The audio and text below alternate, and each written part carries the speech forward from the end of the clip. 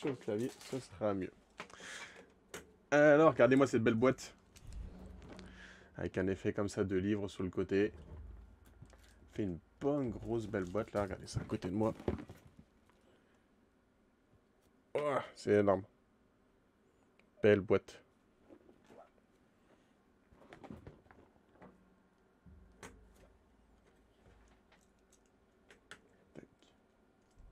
Alors, on va ouvrir ça tout de suite. J'ai peut-être mal mis mon micro, effectivement. Salut Lugubre. Combien la boîte? C'est-à-dire, tu veux savoir quoi pour combien exactement? Le prix du pledge ou le poids qu'elle fait?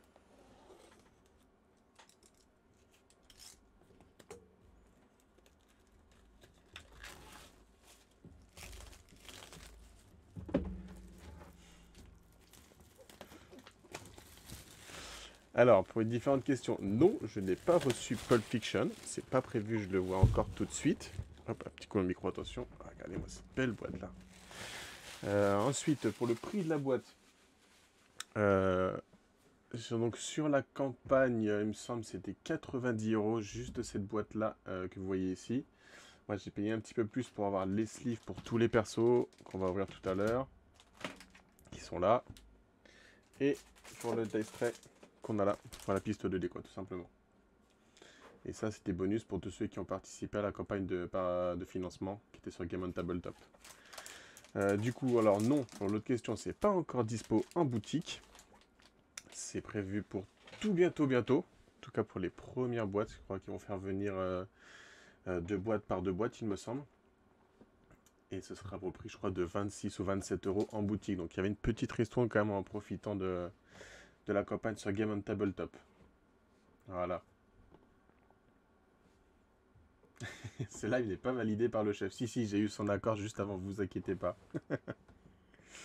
Allez, on ouvre tout ça pour faire pour le plus grand plaisir de Mathieu. Attention. Hop là.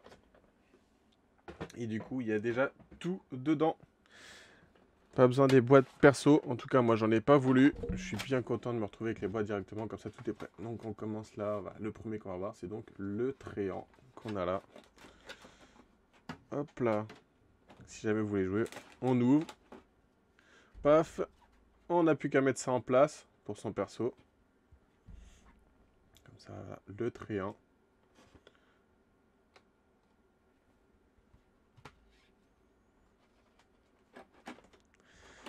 La fiche du perso pour bien expliquer toutes ces particularités qu'il peut avoir. Explication de comment le jouer, niveau de difficulté pour le jouer. Donc le Tréant, autant dire qu'il n'est pas recommandé pour commencer les parties. Ouais, il est super le Samnorak. Regarde, tu l'ouvres, t'as tout qui est prêt. Le compteur de points de combat, le compteur de points de vie. C'est super bien en place quand tu dis ça. Un peu bah, les cartes évidemment sont emballées, mais tout le reste, ça n'a pas du tout bougé pour le voyage. C'est arrivé de la Chine.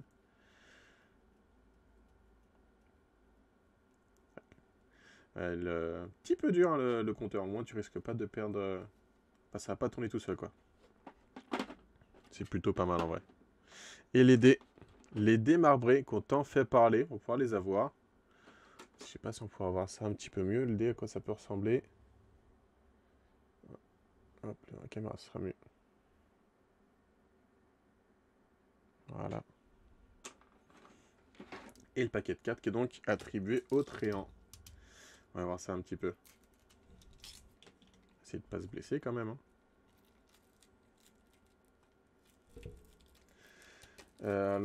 Mathieu, du coup, pour les boîtes, si tu voulais recevoir les boîtes, comment dire, des duels, donc 2 personnages par 2 personnages, ouais, ils avaient précisé comme quoi il fallait que tu demandes et ils te les auraient envoyés en plus du Battle Chest.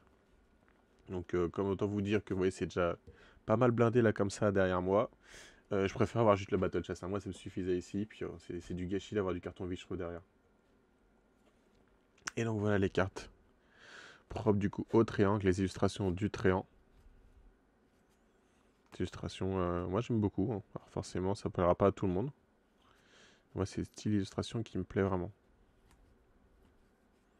Voilà, donc ça c'est les cartes plus communes à tout le monde.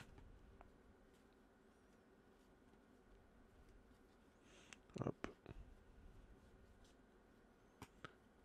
Tac, et l'aide de jeu. Déroulement d'un tour, puis ensuite comment se passe la pose des cartes, amélioration d'état, etc. Donc ça, c'est pour le Tréant. Et on verra tout à l'heure les sleeves du Tréant qui sont là. Puis on verra ce que ça donne une fois dedans. Hop là, on remet tout ça à sa place. Le Tréant aussi. Et on passe au suivant. Salut Scass, bienvenue. Hop là. Alors, le prochain. Attention. Le ninja, que voilà. Alors, le ninja. Je crois qu'il avait été joué par Mathieu, le ninja, quand on avait fait un live. Il n'avait pas été terrible sur ses jets de défense. Étonnamment, le jet de dés, Mathieu. Donc, le ninja, lui, qui va jouer sur le poison pour mettre des dégâts régulièrement, pouvoir se cacher aussi avec une bombe fumigène. Voilà. Donc lui sur CD, il a 3 sabres, 2 shurikens, un masque. Et niveau difficulté 2 sur 6. Et des dés. Toujours marbré en noir. Que voilà. Ça rend peut-être pas très bien la caméra comme ça. Mais ils sont pas mal. Hein. En tout cas, les dés marbrés noirs me font plus d'effet que ceux du Tréant tout à l'heure. Oui, c'est vrai, t'avais gagné pendant ce live. Mais je suis pas sûr que c'était grâce à ces lancers. À mon avis, tu l'as beaucoup aidé, Kyo.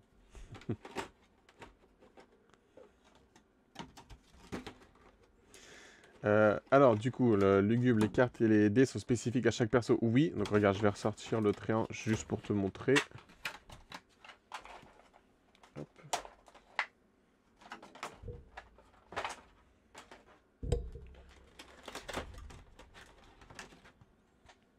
Tac. Voilà, si on compare le Tréant avec le Ninja, bon là pour ceux-là, ils ont la même répartition au niveau des phases de dés, c'est-à-dire 3, 2 et 1. On a pareil donc 3 branches de feuilles et un esprit chez le Tréant, mais bon, c'est bien des dés particuliers qui sont faits pour chaque perso. Et ensuite, tu vas te retrouver avec des cartes, effectivement, que certains personnages auront et d'autres pas. Donc, tu as des cartes qui vont être communes, qui auront les mêmes effets basiques, je dirais. Les effets généraux, voilà. Ce qu'il y a de plus simple. Oula, je sais pas trop taper dans le micro. Et des cartes un petit peu différentes, où là, vraiment, tu auras l'illustration du personnage. Donc là, tu vois, tout à l'heure, sur le Tréant, on avait ce désaltéré qui est là. Et là, tu as vraiment les illustrations du Tréant. Piétiné, averse, feu follet, culture, récolte. La carte qui permet d'améliorer sa défense. Ses attaques, qui peuvent aussi être améliorées grâce à ces cartes. Et ensuite, voilà, tout ce qu'il y a, ça va être tout ce qui va être les cartes communes aux différents personnages. Donc, tu vois, si on va maintenant sur le ninja, donc il y aura la carte de fuite. Voilà, et ensuite la carte entraînement, offrande fumeuse, tir à couteau, étoile filante, fléchette empoisonnée. Sa carte de défense, l'amélioration de défense, ses cartes d'amélioration d'attaque qui sont là.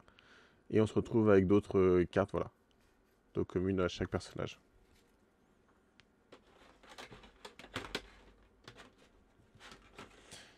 Les 13 ont l'air de bien fermer, tu nous dis. Bah écoute, regarde, on va tester ça.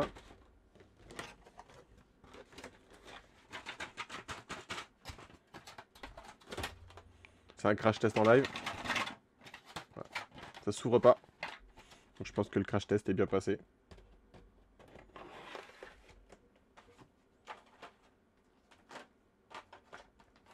Hop là.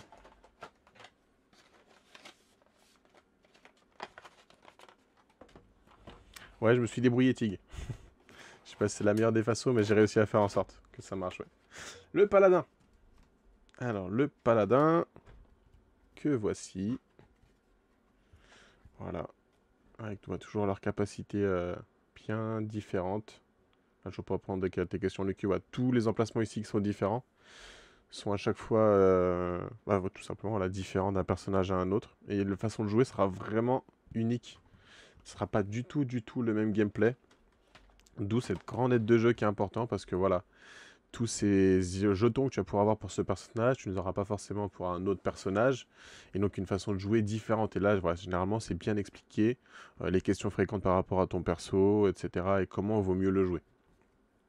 Et à talent, parler de dés différents, justement, si on prend le paladin, lui, il a 4 faces sur ses dés. Il a 2 épées, 2 aumes, un cœur, et un symbole prière. Donc on a vraiment du matériel qui est propre à chaque perso.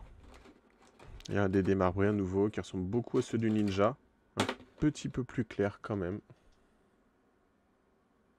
Mais bon, ça fait un effet quand même bien sympa. Et alors, les cartes du paladin que voici. Et toujours l'aide de jeu hein, à la fin. Tac. Qu'est-ce qu'elle fait cette carte par exemple? Pour lancer un dé et suivant le résultat, on va pouvoir faire des dégâts directs à l'adversaire. Ou alors pouvoir se défendre. Ouais, c'est une carte pas trop mal pour un point de combat. On va pas faire une étude précise des persos. Je pense que si on fait ça, on expliquera plus précisément lorsqu'on fera des lives. Lorsqu'on jouera ensemble. Pour que Mathieu, je puisse prendre une revanche et que cette fois-ci, ce soit moi qui le batte. C'est pas normal que Mathieu gagne un jeu de dés. Ouais, 4 phases différentes sur un D6. Effectivement, le paladin, c'est pour ça que je pense que si difficulté 5 sur 6, va vraiment falloir apprendre à le maîtriser. Parce que voilà, autant le cœur et la prière, tu risques pas de le sortir souvent. Et les autres, une chance sur 3, c'est pas énorme.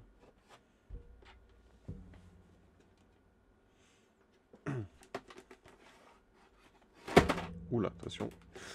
Alors merci à Kyo qui m'aide beaucoup dans le chat. Parce que comme c'est vrai que c'est la première fois que je fais un live comme ça en solo, que je suis en train d'unboxer, je suis pas hyper attentif sur ce qui passe dans le chat. Mais on a un pro avec nous là pour tout répondre. Oui, Philippe, sois pas trop pressé. Hein. À la base, je devais recevoir la boîte mardi hein, sur le premier mail. Puis mardi soir, le colis était toujours aux Pays-Bas. Finalement, il était prévu pour être livré hier, parce que ça a été repoussé. Et hier, bah, il n'est jamais arrivé. Il est arrivé à 20h50 à Marly-la-Ville, donc autant dire que c'était pas possible qu'il soit livré hier. Hein. Il est arrivé ce matin. Et voici maintenant venir le moine. Il fait des beaux plateaux de jeu quand même. Hein. Moi, j'aime vraiment beaucoup les illustrations. Voilà. Même derrière encore, on a le moine qui s'intègre comme ça.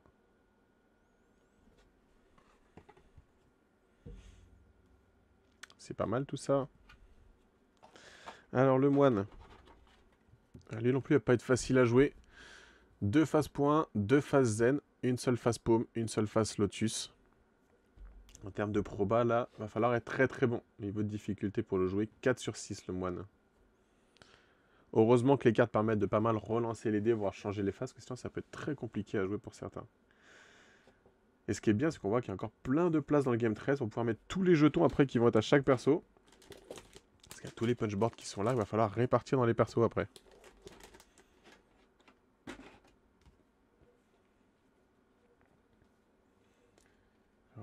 Ouais, tu l'as eu ce midi aussi. Ouais, voilà, le même cas.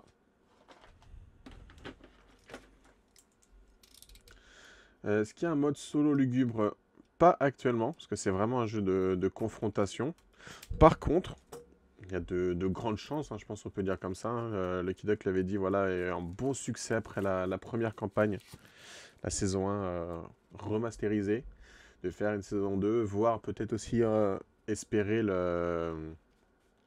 une autre campagne sur Dice Run Adventure qui amène un mode coopératif. Du coup, coopératif, ouais, tu peux toujours t'en sortir tout seul. Et je pense qu'il y a aussi de grandes chances qu'on voit un jour arriver Dice Throne Marvel.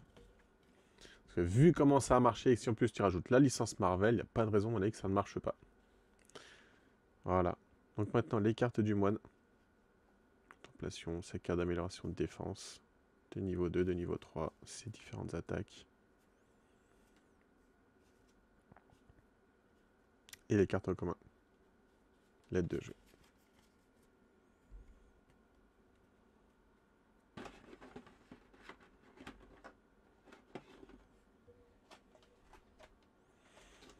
Et les dés marbrés blancs pour le moine.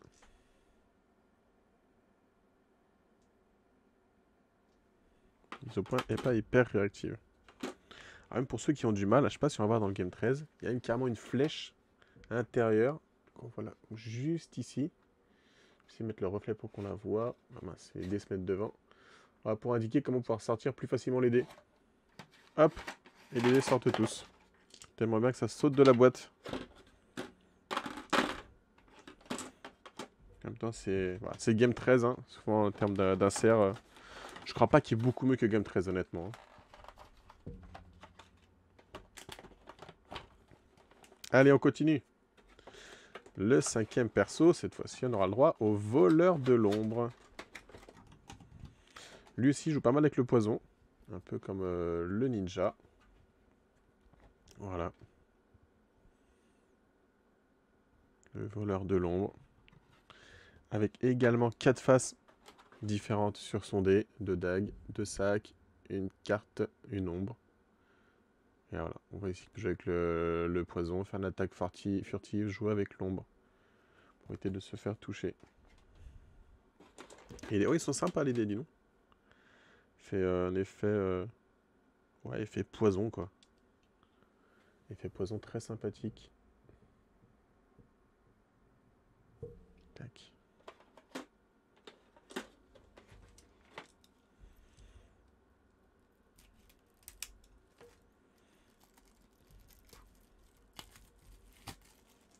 Hop là. Donc, c'est carte, tour de carte. Par exemple, un adversaire de votre choix défausse une carte au hasard. Et de plus, piochez une carte si jamais vous êtes. Piochez une carte et si jamais vous êtes dans l'ombre, piochez 2 cartes à la place. Une bonne carte de crevard, ça quoi.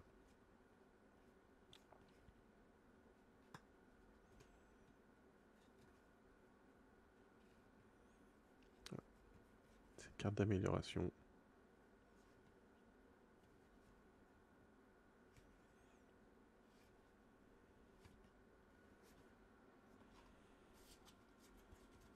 Hop là.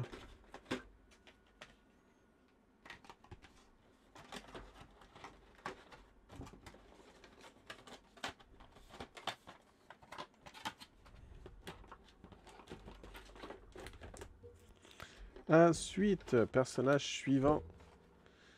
La pyromancienne. Alors là, si je dis pas de bêtises, normalement, c'est un gameplay de jeu qui est beaucoup plus basique. Pour faire des dégâts et encore des dégâts. Sympa la pyromancienne. J'aime beaucoup l'artwork. Ça ressort bien avec l'orange en plus. Par contre, en termes de proba, là, on parlait tout à l'heure du coup Vecchio, il y a 4 phases différentes. Il y a 3 flammes, une seule fournaise, une seule âme ardente, une seule météore. Là, ça va être bien costaud celle-là à jouer. Hein. Vraiment pas simple. Pourtant, niveau de difficulté, 3 sur 6 seulement. Bon, ça dépend après des cartes. Mais là, en termes de stats, ouais. Vaut mieux jouer un max sur les flammes. Ça, c'est compliqué. Et alors, ces cartes, qu'est-ce que ça donne?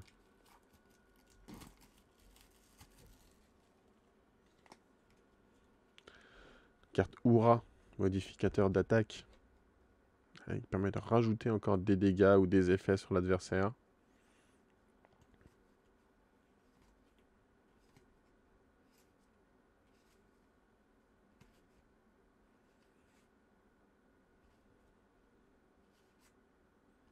Et les améliorations, là je vois qu'ils donnent 2 possibilités d'attaque différentes. Je sais pas si elle le fait de base. On va voir c'est quelle attaque. C'est l'attaque allumage par exemple. Amélioration comme ça. Ouais. Ce qui est pas mal du coup, cette amélioration. C'est l'attaque allumage ici. Bah, il y a une seule possibilité d'attaque avec ses effets. Et une fois qu'on l'améliore, bah, on a davantage de possibilités. Ça, ouais, c'est pas mal. Pour pouvoir vraiment utiliser un max les probas sur les dés. Ça peut être un bon choix. Peut-être pour ça que ça la rend aussi plus facile à jouer. En tout cas, bien sympa. Et des dés qui font un peu de la lave plastique, quoi. Voilà. Je pense qu'il y a large la place, parce que tu vois, là, sur les 13, à mon avis, tout cet espace-là, ça va être uniquement pour les jetons. Donc une fois les cartes slivées, tu pourras les répartir dans les 2 slots qui sont là, parce que là, il n'y a rien du tout à l'ouverture. Donc je pense qu'il y aura largement la place. On essaiera de faire ça tout à l'heure pour un perso, comme ça on pourra le voir. Et tu auras la réponse en direct. Allez, il nous reste 2 persos. On continue. Et donc l'avant-dernier, L'elfe lunaire. Ouais, et comme tu disais tout à l'heure, Kyo, ça tient vraiment bien fermé. Hein. Pas de peur que ça s'échappe. Hein. Tu pars qu'avec ça, si tu veux faire qu'un duel, ça marche. Sympa l'elfe lunaire comme ça, les couleurs, le mélange, j'aime beaucoup. Limite, la carte de défense verte fait tâche, que le reste est vraiment sympa.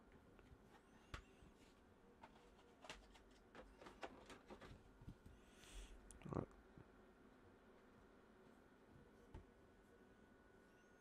Il faut difficulté 2 sur 6 pour l'elfe lunaire. Des dés très jolis bleus. Voilà.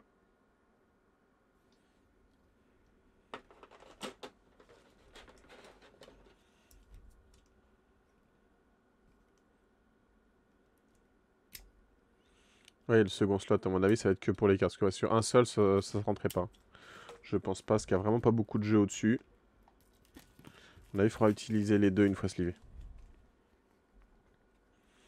La carte échappatoire. Un joueur de votre chat gagne évitement. Bon, là, l'ouverture comme ça, j'ai l'impression que cette carte est surtout utile si on fait du jeu en équipe. La carte défensive. Encore deux attaques différentes sur l'amélioration. Tir enchevêtrant, l'illustration qui veut bien tout dire, elle est sympa.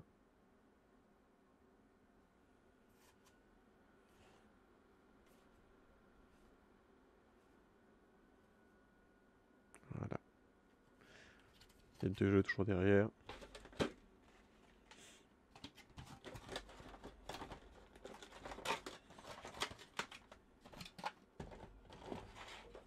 Et donc le dernier perso, le barbare.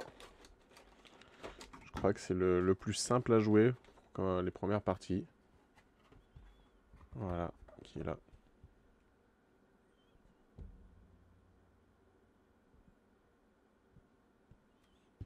Tac.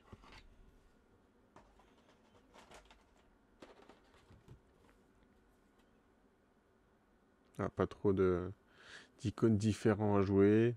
En termes de proba, on est sur quelque chose de plutôt classique. Voilà, difficulté 1 sur 6. Je pense pour apprendre les règles mécaniques de jeu, ce sera le mieux. Et des rouges. Toujours marbré. Ça sera un peu moins bien là sur ceux-là, comme ça, la vidéo.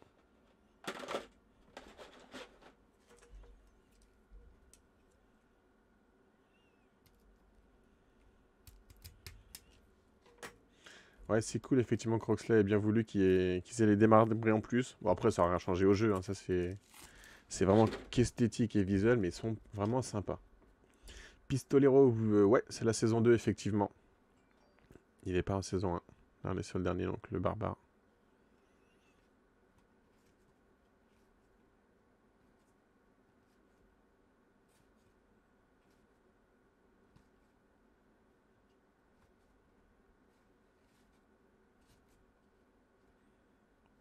Et voilà, du coup, pour les cartes du barbare. Eh ben, je propose qu'on essaye tout de suite, tiens, d'ouvrir un paquet de sleeves. On va prendre les sleeves du barbare. On va voir ce que ça donne. Alors, barbare, j'ai vu, il est là. Tac, les sleeves. On va regarder pour ça un peu plus près.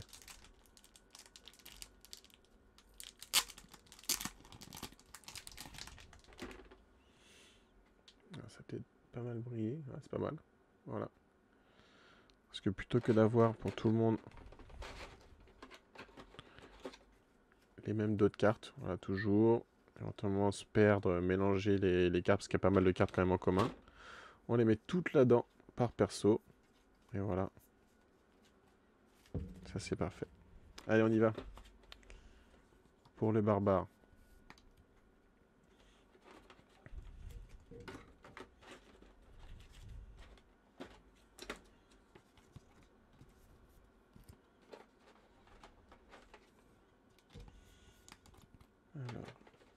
Non, du coup, j'avais pas pris les playmates. J'ai pris le presse-colline. Parce que les playmates, t'en avais deux qui n'étaient pas hyper jolis, je trouve. Enfin, c'était juste ces logos classiques. Enfin, en gros, le logo de fond de carte. Comme ça, sur un tapis, je trouvais pas très beau. Et puis voilà, quand tu as un jeu où tu peux jusqu'à 8, tu sors 2 playmats, voilà, tu trouves 8 à jouer 2 complémats, ça fait un peu égoïste. Ouais, donc j'ai pas voulu prendre les playmats, je préfère limite, je préfère sortir un grand tapis pour tout le monde joue.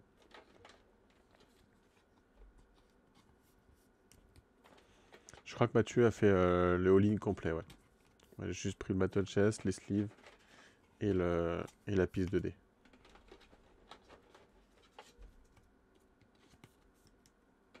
De toute façon, Mathieu, c'est toujours all-in. C'est facile comme question, comme réponse. Ah, voilà, clairement, en termes d'utilité, les playmats, il n'y en a pas. Hein. Parce que, enfin, à part si tu veux jeter des dés que ça fasse un peu moins de bruit, mais bon, t'as la piste de dés qui est là pour ça. Elle va pas s'échapper, tu poses tes cartes, tu fais pas grand chose. Non, je pense pas qu'il y avait un grand intérêt pour les playmats. Le playmat lugubre, c'est un tapis de jeu en néoprène. Voilà, donc là je suis quasiment au ras, donc je vais attaquer le deuxième côté. Je sais même pas compter combien il y en a du coup, sur mon avis je vais plus avoir d'un côté que de l'autre. Mais là on va bien voir que ça va rentrer nickel.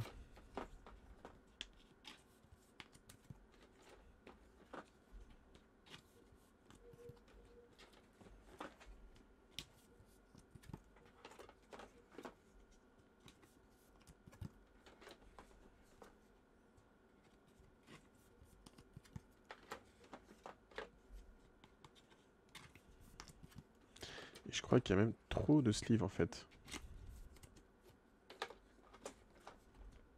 Ouais. Là j'arrive donc sur la dernière carte, on va pas sleever les deux jeux parce que sinon on la verra pas. Et j'ai encore 1, 2, 3, 4, 5, 6, 7, 8, 9, 10, 11, 12, 13, 14, 15, 16, 17, 18, 19. 19 sleeves qui restent. Étonnant, je sais pas pourquoi. Et bon là du coup on voit que ça rentre bien. Hein. Faudrait juste que j'essaie de trouver les jetons qui vont avec. Donc qu'est-ce que j'ai? J'ai commotion, étourdissement. Qu'il faut que je trouve. Et ben les voilà. Commotion et étourdissement.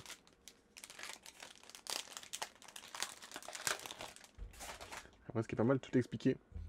Du combat pour chaque perso, le matériel qu'il a besoin. Donc CD, le cadran de santé, le cadran de combat, de point de combat, son plateau, la notice du héros, ses 32 cartes, la carte déroulement d'un tour. Et là, je vois que j'ai 2 jetons commotion et un jeton d'étourdissement. Tout est indiqué là. Donc on va prendre la petite planche de token pour prendre les 2 jetons commotion, le jeton d'étourdissement. Et voilà. Pour le barbare. Tout qui rentre dedans. Même une fois slivé.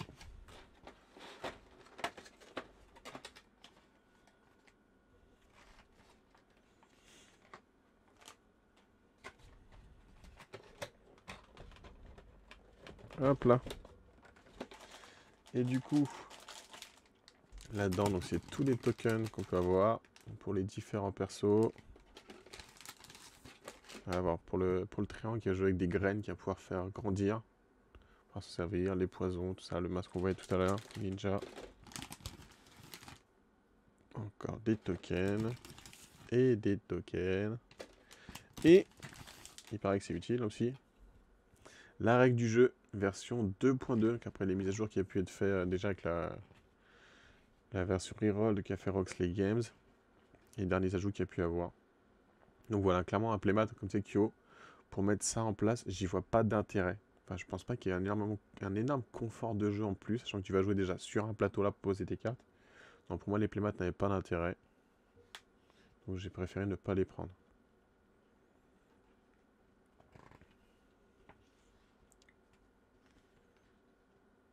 Super bien illustré le livret de règles. Ça va faciliter l'apprentissage des règles, c'est pas mal.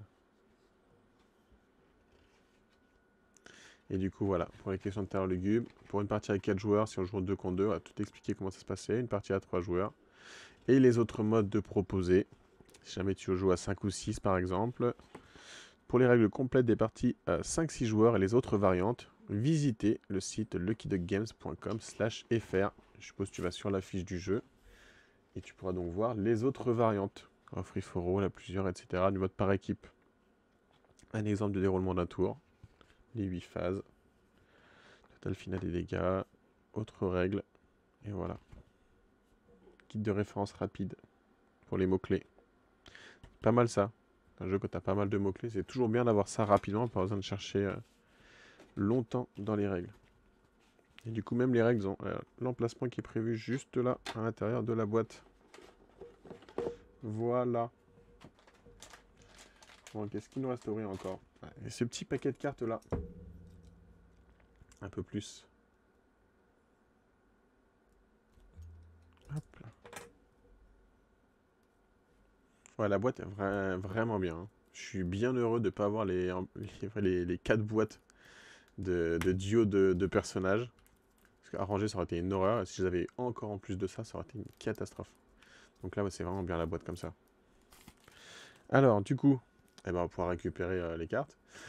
Ces paquets de cartes, ça permettait d'avoir les 8 cartes de personnages. Si on fait une sélection aléatoire au début, quel personnage veut jouer quel joueur, bah, tu tires une carte. Et ça t'attribue un personnage. Et ça apportait également une carte supplémentaire, une carte promo par personnage. Donc j'ai plus qu'à ouvrir le paquet du barbare et en sliver une de plus. La grosse boîte, normalement, elle ne sera pas trouvable en boutique, enfin en tout cas en boutique physique. Il me semble que tu devras passer par le site de Lucky Duck pour la voir. Les battle chests qui resteront sur le site de Lucky Duck, pardon. En boutique, tu ne trouveras que les boîtes de duel. Alors hop, la carte promo, elle est slivée. Et elle est rangée. Voilà.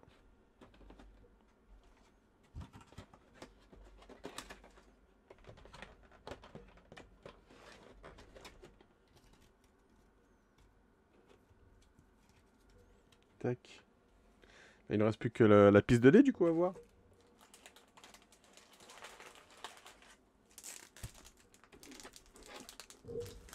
Alors certains avaient été étonnés en disant qu'ils s'attendaient à avoir une piste de dés en néoprène.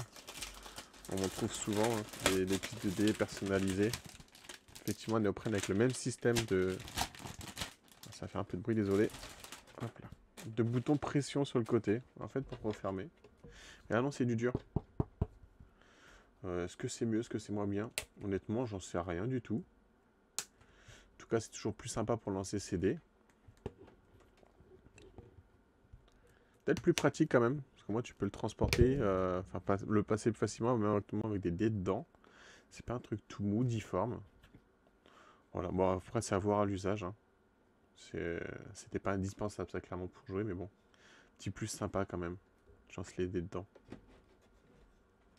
Voilà, voilà. Donc pour tout l'unboxing. En termes de qualité, tu trouves ça mieux toi que ça en dur comme ça? Je pense aussi, ouais. Alors, faisons un petit jet de dés.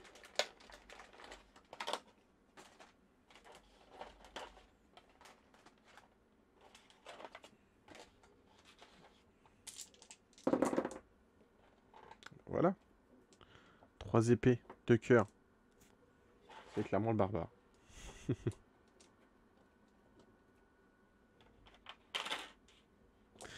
C'est la pliure qui s'est déchirée sur un tapis en néoprène. Ah. Bah, je me demande si ça pourrait pas faire la même chose, justement, à ce niveau-là. Parce que comme c'est plus rigide, bon après, enfin, ouais, je sais pas, tu t'amuses pas normalement à le déplier tout le temps, peut-être, quoique si tu veux le ranger. Est-ce qu'il peut rentrer dans la boîte, lui? Comme ça. Je suis pas sûr. Voilà, il rentrera pas déjà. Mais si tu mets par-dessus, voilà, ça ferme comme ça. Hein. On va essayer.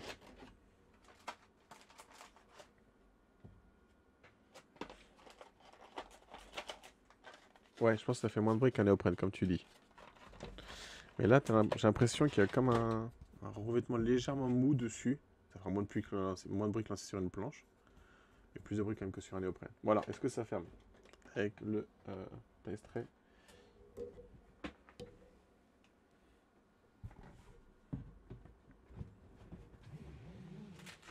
Hé, c'est pas magnifique ça? Tu peux même brancher le dice tray à l'intérieur. Et ça rentre.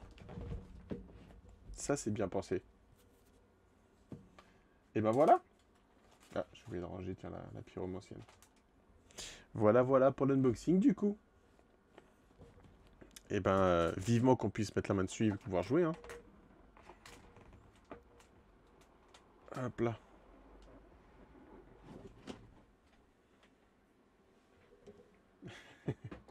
Tu vas faire tu vas poser une tente devant la porte pour être sûr de ne pas le rater, le livreur.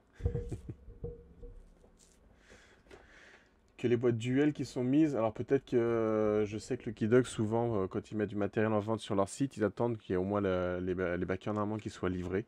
Donc ça m'étonnerait pas qu'il y ait comment dire, les boîtes Battle Chess comme ça sur leur site, mais après la livraison des backers. Après, je ne sais pas, hein, j'ai pas toutes les informations non plus, mais souvent c'est quelque chose qu'ils font. Ah, la pyromancienne.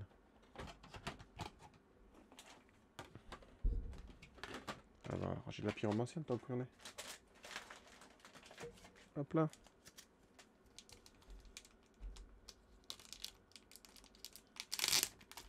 Bon, et tant que tout est ouvert, est-ce qu'il y en a qui veulent voir des choses particulières peut-être? Oui, bah, effectivement, s'il y a des boîtes endommagées, etc., il faut qu'ils aient du matériel pour faire du SAV. Donc c'est normal qu'ils attendent toute cette livraison, toutes ces phases de livraison avant de mettre ces boîtes-là en vente sur leur site. De l'autre côté, ce sera mieux.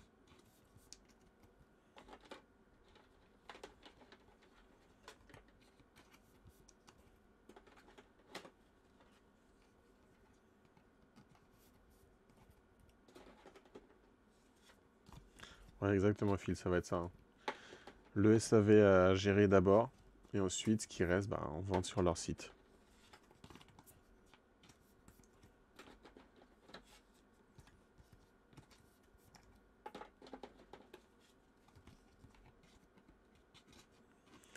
Alors les règles, non, pas complexes du tout.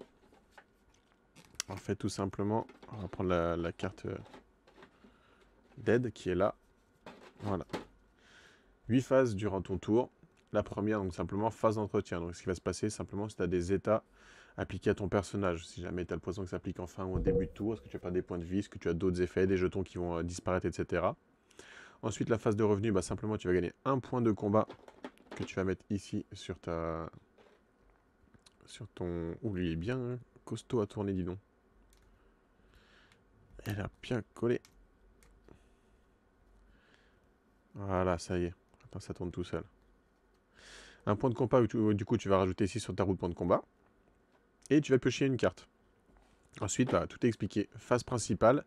Là-dedans, tu vas pouvoir jouer en fait toutes les cartes qui ont l'icône bleue, comme ici. Ça se joue sur les mêmes phases, sachant que tu auras une deuxième phase principale un petit peu plus tard. Donc là, tu vas pouvoir jouer des cartes qui vont pouvoir améliorer ton héros, faire des actions tout simplement. Tu vas pouvoir défausser des cartes pour récupérer des points de combat, parce que tes points de combat vont servir en fait à jouer tes cartes. Une fois que tu as fini ta phase principale, tu arrives sur la phase de lancer offensive, donc tu vas choisir ton adversaire. Tu vas lancer tes dés, sachant que tu vas pouvoir faire des relances, jusqu'à 2 relances. Et après, en fonction des résultats que tu vas pouvoir activer les capacités d'attaque de ton personnage en fonction de tes lancers. Tu cibles donc ton adversaire. Et une fois que ton adversaire, il sait combien de dégâts potentiels il peut se prendre, il va faire, un lancer défensif pour voir ce qu'il va pouvoir t'infliger comme dégâts, ignorer comme attaque, etc. Enfin, plein d'effets propres à chaque personnage.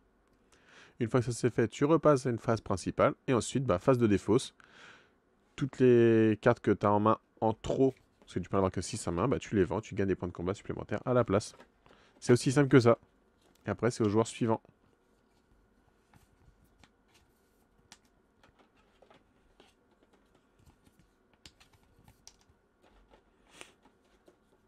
De toute façon, si Mathieu a pu gagner un jeu de dés, c'est que forcément les règles sont simples, hein.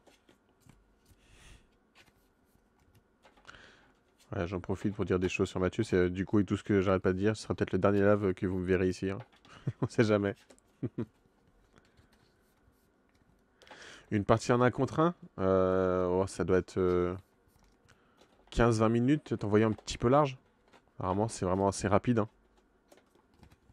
À moins que ce soit 2 ultra débutants qui ne connaissent pas les règles. Et du coup, souvent peut-être un retour par rapport aux mots-clés, l'ordre des choses à faire, etc. Normalement, ça s'enchaîne plutôt vite, hein.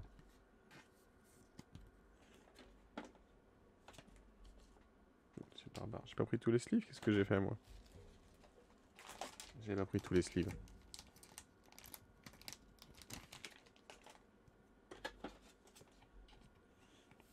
Ouais, bah voilà, du coup. Merci de confirmer que sur les 15 minutes, c'est pour ce que je disais.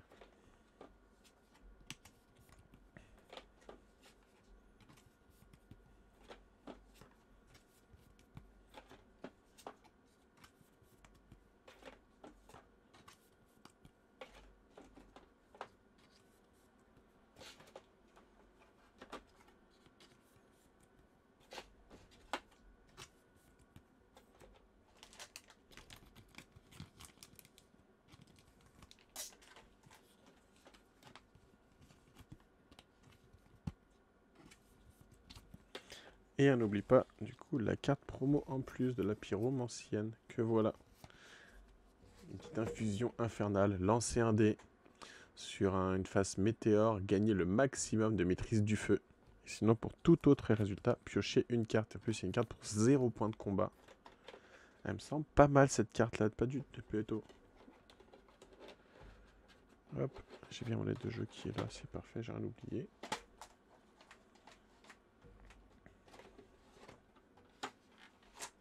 Salut Franck. Tac. Alors, Orion Ring, bonjour à tous. Je viens d'acheter un jeu d'occasion déjà slivé, mais avec les cartes slivées, avec l'ouverture en bas. Dois-je signaler à la personne à l'acquisition du sleeve pour une telle hérésie? Oui, tu peux, je pense. Hein. Alors, du coup, le matériel. Il me faut 9 jetons de maîtrise du feu, que voici. 2, 3, 4, 5, 7, 9. Ensuite, on rajoute... Donc là, on va avoir un perso qui aura plus de jetons. On va voir si tout rentre bien, du coup. 3 jetons à terre qui sont là. Après, tout est... Je pense que c'était assez bien prévu pour que ce soit juste à côté du perso en question à chaque fois. On rajoute ensuite 5 jetons de brûlure. Ah, il y en a qu'il faut récupérer au fond de la boîte. Avec mes gros doigts, ça va pas être facile.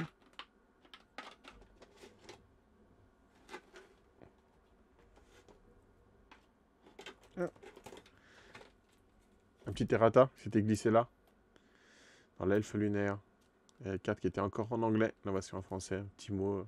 Des Lucky Duck pour s'excuser de l'oubli. Et enfin, un jeton étourdissement. Et donc là, même avec tous les jetons donc installés, pour la pyromancienne, je pense qu'on va pouvoir fermer sans problème. Allons voir. Je mets ça, c'est nickel. Regardez si c'est pas hyper bien pensé. Du boulot de Game 13, quoi. Comme ça devrait être partout, les inserts. C'est quitte à faire les inserts, faut que ça ressemble à ça. Hein. Parce que là, c'est génial. Tout est prêt, je sors et mon perso, il est prêt, il n'y a plus qu'à jouer. Vraiment un beau boulot, ça. C'est top. Bon, et bah écoutez, si vous n'avez pas plus de questions, je pense qu'on va pas arrêter le live là. Vous avez vu le principal. Je vais pas vous faire le cible de toutes les cartes en direct. Il va pas avoir de grand intérêt. Parce qu'après, il va falloir chercher les enfants à l'école. Hein. Ça va être bientôt l'heure. Alors, qu'est-ce qu'il y a encore? Pour découvrir ce jeu, quelle boîte duo me conseilles-tu? Je dirais la boîte duo, il y a le barbare. C'est quand même le plus simple à jouer. Je sais plus avec qui est le barbare en termes de duo. Et je sais pas si Kyo t'as l'info ou pas toi rapidement. Sinon, je vais essayer de la trouver aussi peut-être. Ouais, ma souris. Elle est là, la souris. Alors.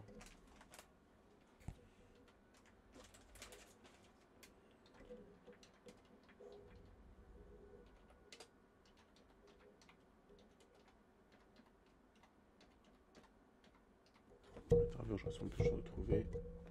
Le barbare, il est donc face à l'elfe lunaire. Donc voilà, ceux qui ont les deux niveaux de difficulté les plus simples. Ouais, bonne mémoire du coup, Kyo, bravo. C'est ça, le niveau 1, niveau 2, tous les deux. Pour commencer, si vraiment on veut quelque chose de simple, c'est vraiment les deux à envisager. Mais bon, ça c'est dangereux parce que tu vas dire, ah c'est génial, si on met plus de persos, on pourra jouer plus nombreux, puis on aura plus de rejouabilité, et tu vas te retrouver avec les 4 boîtes au final. Et tu auras les 8 persos. Voilà. Salut Guskai. Bon, bah écoutez, s'il n'y a pas plus de questions, je vais vous laisser là. Bah, t'inquiète pas, Guskai, tu pourras voir le replay comme d'habitude. Si tu veux vraiment voir l'unboxing, on va mettre un replay. Tu pourras avoir accès. Voilà, voilà.